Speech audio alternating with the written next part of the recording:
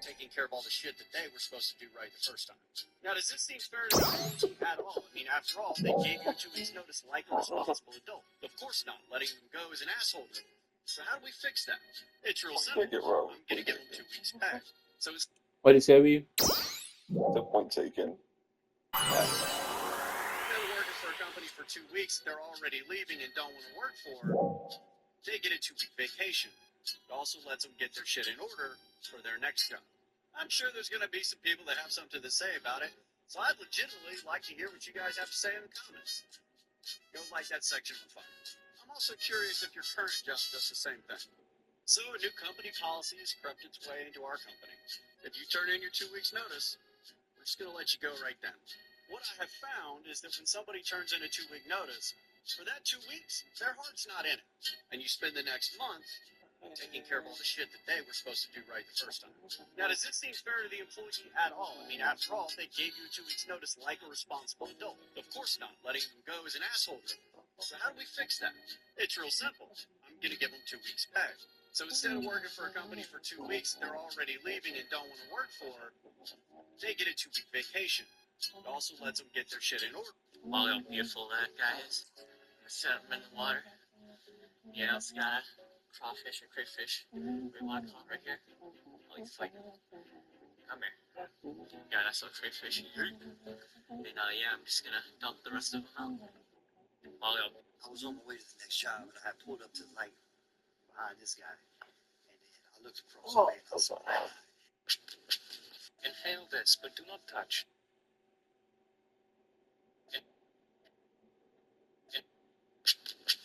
Inhale this. Good old Here was Aika's ambition. 812 picking up 1 million pieces of litter. What did you say, Ryu? I said, good old Nobunaga's ambition. Oh. I should download that game. I haven't played that in a long time, but that's a game that's strictly nothing but strategy. It's extremely and ridiculously hard. It's not one of the games where you're walking around and stuff. It's where you build up your Here, have this. that where I you think build you'll your need it. civilization for small where you build up like your conquest, build up your like your state or city of whatever, conquest other cities and capture them and basically include them into your strategy. So it's ridiculously hard and it requires about 80% of your brain. Yes.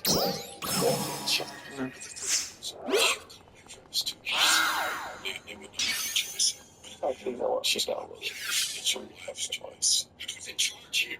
She's not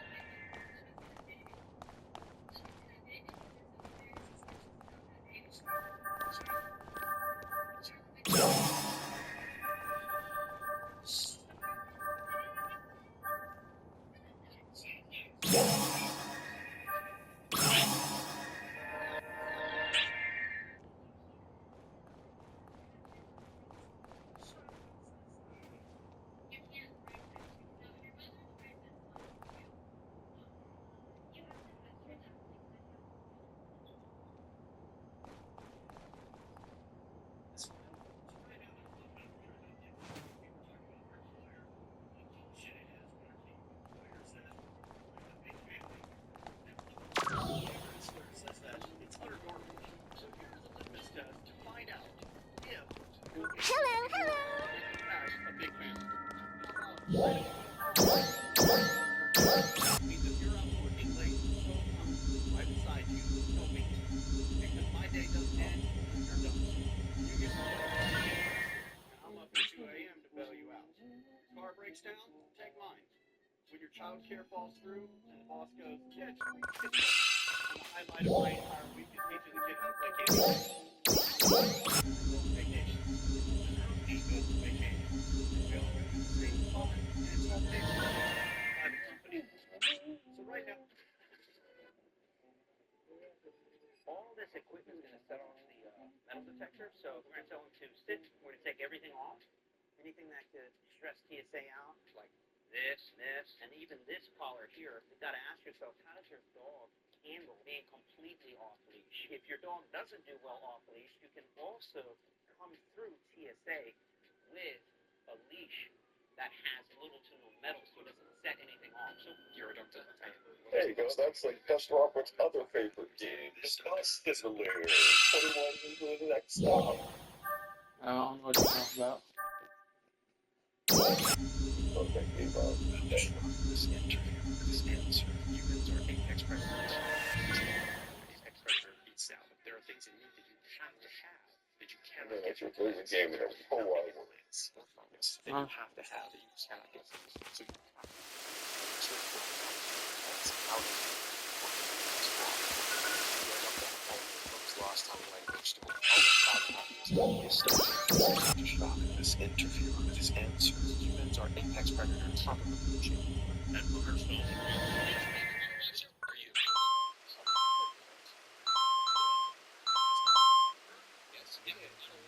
That makes two of them.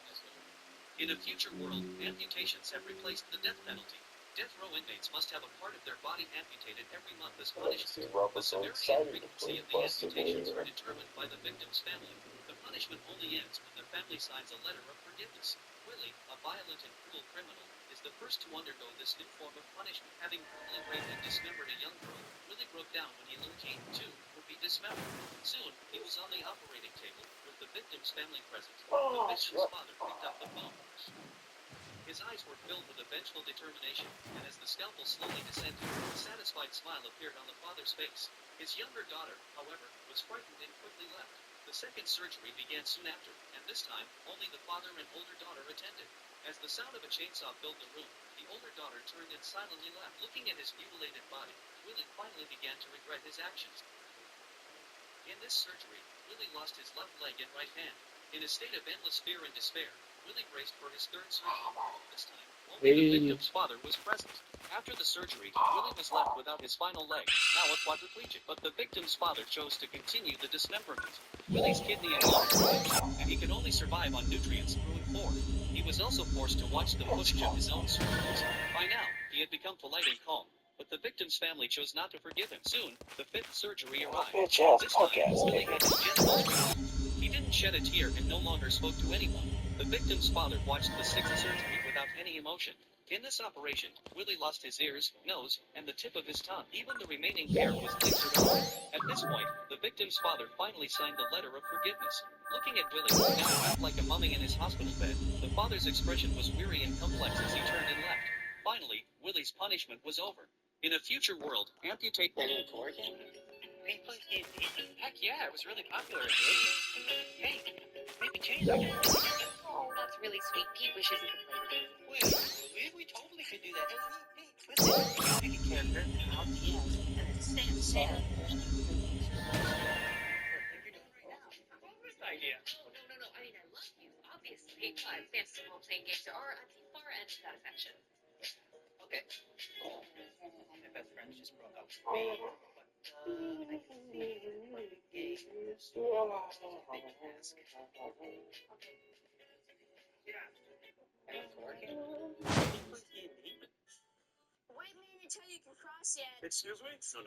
Yeah, do you know what happened if you don't listen to the white man? He just didn't want you to break the law. Whose law? Jim Crow? Your chaos repeating if you didn't listen to the white man? Stop talking. Come on, everything I read. Everything far from Irie would seem like that. What do you guys call the white man? You don't want to know. Come, Rory, let's go. There's no traffic. Let's go. You okay? I'm good. The white man tells you where to go, asshole. Can I help you? Is this 5B? Well, how's it Jewish? It's in 5B, right? Yeah, beans and bagel. What the? You followed me home? We're supposed to be moving in here. What are you talking about? We live here. Are you from the street? Don't be so aggressive. Hey, I'm light reading for you, dude. This place is out. Oh, God. Paris, don't take the Lord's name in vain. We are there. Goddamn David Duke and his goddamn wife, Paula Dean. We told management we weren't leaving. Well, it looks like you're gonna have to because this place is out. Or I could just call the cops. The number is 9. Come. Wait a minute, tell you. Got a call. 2 o'clock in the morning. Calls up, so the septic tank is backing up into his house. He's got 300 gallons of sewer inside his house. So I say, sure, not a problem. Drive out there, get there about 2:30 in the morning, smile on my face, try to make some money. And the man walks out, wife and kids, the house stinks so bad the kids are obviously up. And he looks at me, and I've got a smile on my face. Trying to shake his hand.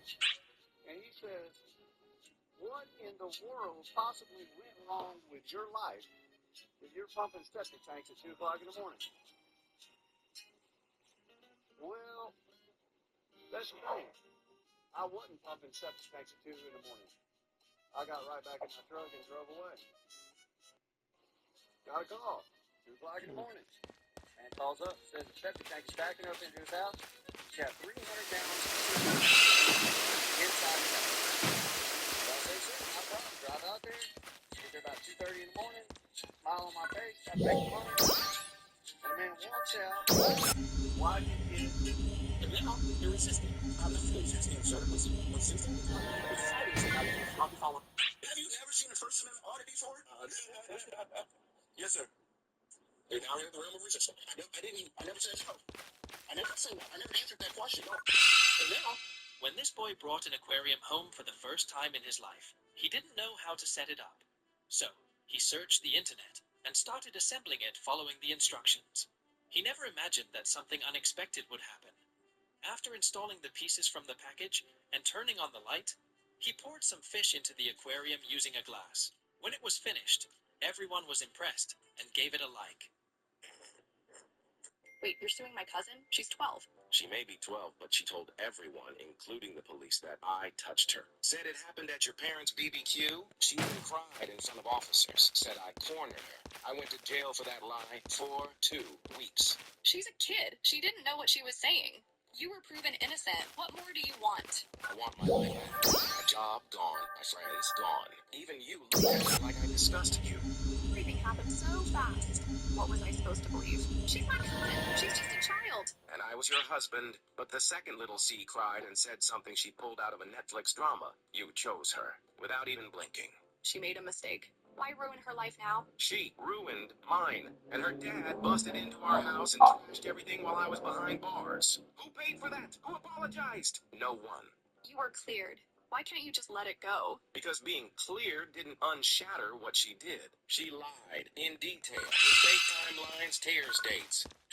Wait, you're suing my cousin? She's 12. She may be 12, but she told everyone, including the police, that I touched her. Said it happened at your parents' BBQ. She even cried in front of officers. Said I cornered her. I went to jail for that lie for 2 weeks. She's a kid. She didn't know what she was saying.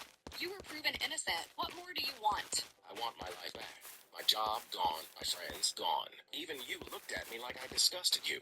Everything happened so fast. What was I supposed to believe? She's my cousin. She's just a child. And I was her husband. The second little cried and said something she pulled out of a Netflix drama. You chose her. Without blinking. She made a mistake. Why ruin her life now? Did anyone else notice this brilliant movie detail in The Truman Show? Now, I covered this one years ago, and you may have noticed it in the movie, but this is something that I did not pick up on for a while. You may have noticed for a majority of the movie that Truman has a ring on his finger. As you all know, everything in The Truman Show is a camera, and this ring is also a camera tracking Truman everywhere he goes. Truman wears this ring throughout the entire movie because this ring is actually from his father. Before his father supposedly drowned, Truman was given this ring and then wore it every single day to help remember his father. This was a genius move by the creators of the show to keep the camera on Truman at all times so that they could always locate him. But later in the movie, when Truman reunites with his father, you may have noticed that he gives the ring back to him. And this is why they struggle to find Truman. He tends to go to sleep and escapes his house. So this is brilliant. This is a great house I bought in Japan. The reason why it's free is because it's tilted very severely. But here's how I'm fixing it. Let me show you. When I first stepped inside, I was hooked. So I dropped the ball and it rolled straight across the room. But instead of tearing it down, I decided to save it. Here's how I'm fixing this disaster. First, I brought in a surveyor to measure the tilt. And it's about 6 centimeters long. That might not sound like much, but trust me, inside the house, it's definitely good. Then a specialist crew came in and dug a lot of dirt from the ground around the house. Look how many sandbags they made. Eventually, they'll be putting in those concrete blocks to stabilize the ground. Let me show you how bad the tilt is. Look at these cracks. I'm afraid it's going to collapse during this process. This is how they're going to level out the tilt. They are placing several of these machines in the ground to push up the area that needs to be lifted up. Once the house is level, we'll reinforce the foundation with special liquid to solidify the ground to make sure it's solid for decades to come. It's a long process, but when we're done, this abandoned house will stand strong again. Stay tuned for a full episode. This is an empty house in Sanada, Chiba. You're not going to believe what this house was sold for. This is a 2-story, 4 LDK house with 105 square meters of living space and 226 square meters of land. This house was built in 1987 and has been empty for a little while. But when you walk inside, you'll see that the condition of this house is very good. I walked in from the main entrance. There's a tummy room to the right, connected to a Japanese-style living room and a dining area. The backyard is quite spacious and there is a very clean outer room. The Japanese are quietly avoiding foreigners, and not just socially, but they're keeping Kyoto. Listen, I'm not just asking what happens to us in Australia. You should move to Japan. Welcome to a Japanese home. Come on in. We have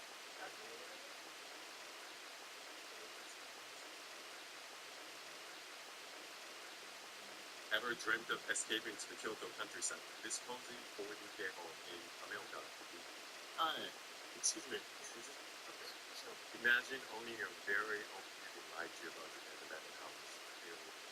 Japanese government says there are over 9 million homes that have been empty for 20 years. Here's the reality. A lot of that number is very wrong, wildly.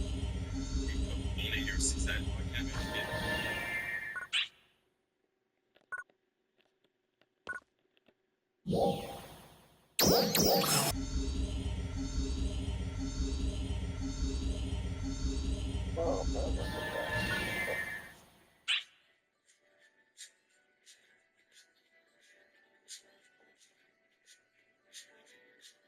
The story begins with the protagonist hunting weak slimes all by himself to be useful in Myrrh.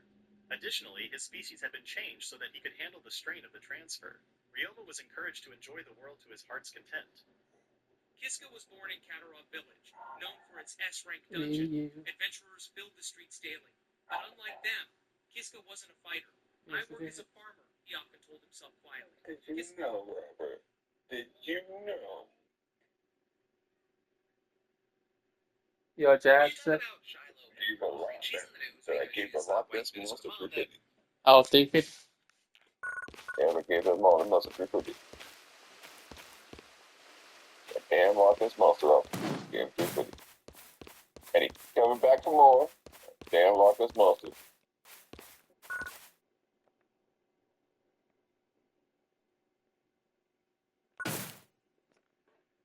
Appears to have hurled racial slurs at a 5-year-old black boy at a playground in Rochester, Minnesota. With that happening after the child allegedly stole her own child's diaper bag, according to her, though I will say that's been disputed. And the reason that we know about this situation is because 30-year-old Sharmake Omar told NBC that he knows the boy's parents, that he and him Somali heritage, and that the boy has autism, was there on the playground. We're going to link to the full video so you can judge for yourself, but walking through it, you see Omar confronting Hendricks, and he tells him it's none of your fucking business, with her sticking her tongue out, giving him a middle finger. She then also calls him the N-word as well. Okay, why don't you have the ball to say it right now again? Then going back and forth for a bit, Hendricks appearing to admit that she called the little boy the slur and justified it. That little kid, you fucking... The little child? Are you about to hit him? You chasing him? So that gives you the right to call the child 5-year-old anyway. That's what you're gonna call him.